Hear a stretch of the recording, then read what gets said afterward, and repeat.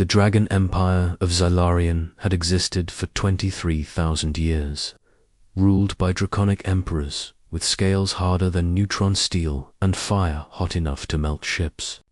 But among all those rulers, none was more feared or more lonely than Emperor Verix, the Unburned, for a decade. He had fought wars, tamed star serpents, and brought peace to 7 sectors. But as his empire expanded, so did the pressure for him to take a bride and continue the royal line. His advisors brought him endless candidates, noble dragon ladies, powerful warlords' daughters, even higher-ranking diplomats. But Verix refused, all because rumors whispered something in the empire's dark corners. The emperor seeks not a queen of power, but a queen of heart. The nobles mocked him for it.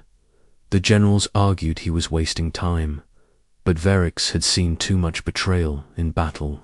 He needed someone who saw him not as an emperor, not as a fearsome dragon, but as him, and so he devised a plan, a dangerous, foolish, completely unroyal plan, a test no advisor could approve.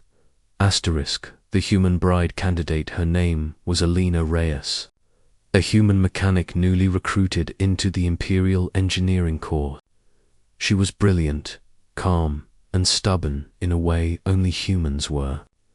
She could dismantle a plasma engine blindfolded, but more importantly, she had no fear of dragons, and in the Empire, that made her unusual. When she arrived on Xylarian Prime, she was told only that she was one of several candidates being considered for Imperial companionship, something she neither expected nor wanted, but she didn't reject the offer, not because of power, not because of fame, but because her home colony had been destroyed years earlier.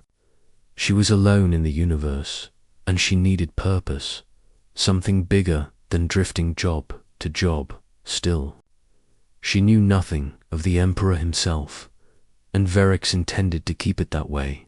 The disguise test a week before the official bride evaluations began. Verix slipped away from the palace with a single spell, ancient, powerful, forbidden. Within seconds, the towering, obsidian-scaled emperor shrank into a ragged, dusty human form, thin, hunched, and dressed like a beggar from the lower spires. No guards, no symbols, no fire, only a tired old man with cloudy eyes and trembling hands. He wandered the corridors near the engineering bay, waiting for the human candidate to appear. Many noble candidates walked past him that morning. Dragon ladies dripping with jewelry, alien princesses with shimmering cloaks. Every one of them ignored him, or worse, curled their lips in disgust, until Alina.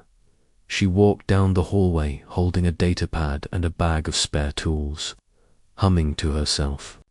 When she spotted him sitting on the cold metal floor, she stopped immediately. Not many people stopped for beggars in the Imperial Palace. It was considered distasteful, but Alina crouched down, her eyes soft with concern. "Sir, are you all right? Do you need help?" Verix looked up, stunned. No one had asked him that question in years. He coughed weakly. "Just hungry. They don't like my kind around here." Alina frowned. "Your kind? Hungry people?" Then she did something no noble candidate had even thought of.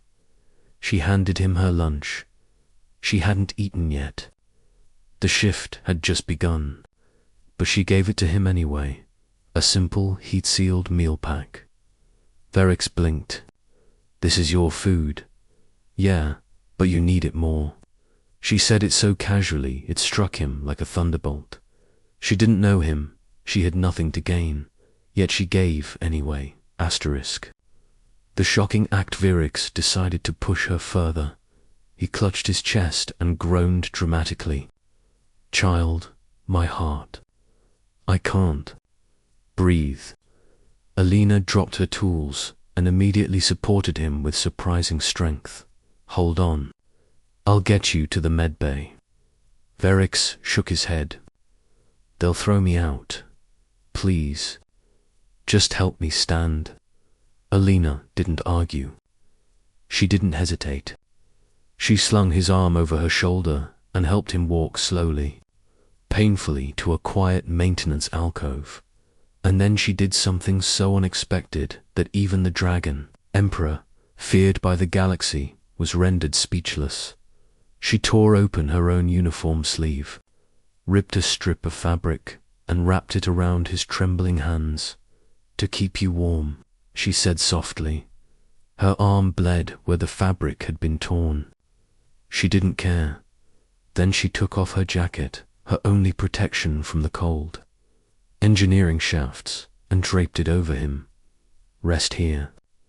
I'll bring you water. You risk punishment, Verix whispered, for helping someone. She snorted.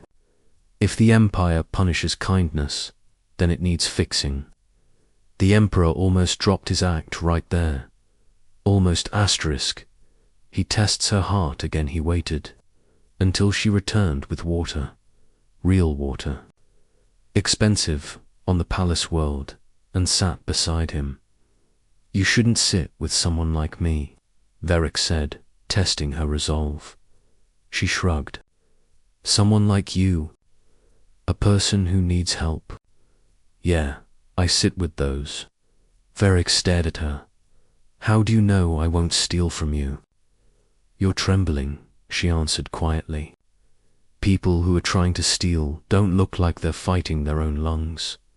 How do you know I'm not lying? She smiled sadly.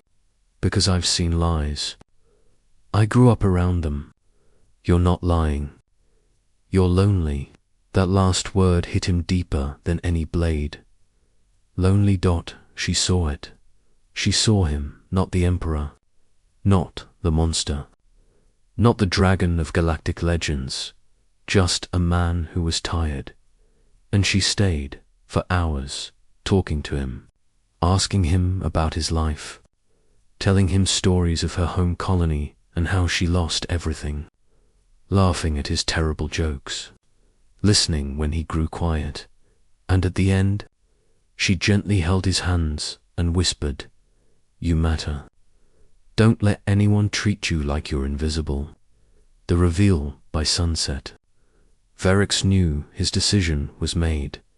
She had passed his test in every way that mattered.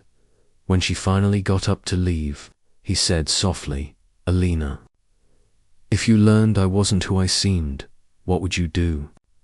She smirked. If you're secretly a royal prince, let me know so I can tease you about your terrible disguise. He laughed, genuinely laughed, for the first time in years.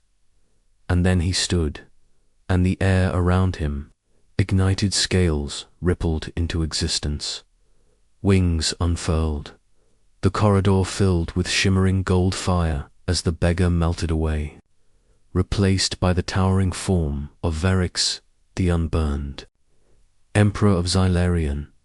Alina stumbled back, eyes wide, breath stolen from her lungs.